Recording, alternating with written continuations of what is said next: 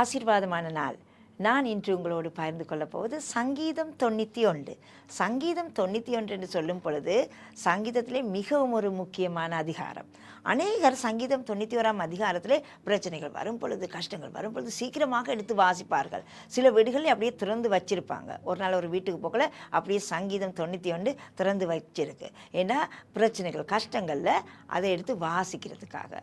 முதலாம் வசனம் சொல்லுகிறது, உன்னதமானவருடைய மறைவில் தங்கியிருக்கிறவன் சர்வ வல்லவருடைய நிழலில் தங்கியிருக்கிறான் என்று.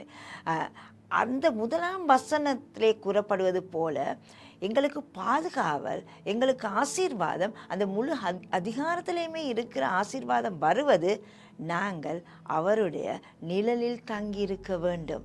அவருடைய நிழலில் தங்கியிருக்க வேண்டுமானால் அவருடைய மறைவில் நாங்கள் நிற்க வேண்டும். அதாவது கர்த்தருக்குள் நாங்கள் ஜீவிக்க வேண்டும். நாங்கள் கர்த்தரோடு இருக்க வேண்டும். நாங்கள் யாரோடு கூட இருந்தால் அவருடைய நிழலும் எங்களோடு கூட இருக்கும்.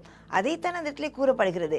பிரச்சனைகள், கஷ்டங்கள், துன்பங்கள் வரும் பொழுது இந்த அதிகாரத்தை வாசித்தால் மாத்திரம் போதாது. நாங்கள் கர்த்தரோடு கூட இருக்க வேண்டும். அவருடைய சமூகத்தை உணர வேண்டும், ஜெபிக்க வேண்டும், தேவனுடைய சத்தத்தை கேட்க வேண்டும். அவரோடு ஒரு மனப்பாடு எங்களுக்கு இருக்க வேண்டும். அப்பொழுது தேவனுடைய ஆசீர்வாதமும், தேவனுடைய பாதுகாவலும், தேவனுடைய கிருபையும், அடைக்கலமும், இந்த அதிகாரத்திலே சொல்லியிருக்கிற சகல ஆசீர்வாதங்களும் எங்களுக்கு கிடைக்கும்.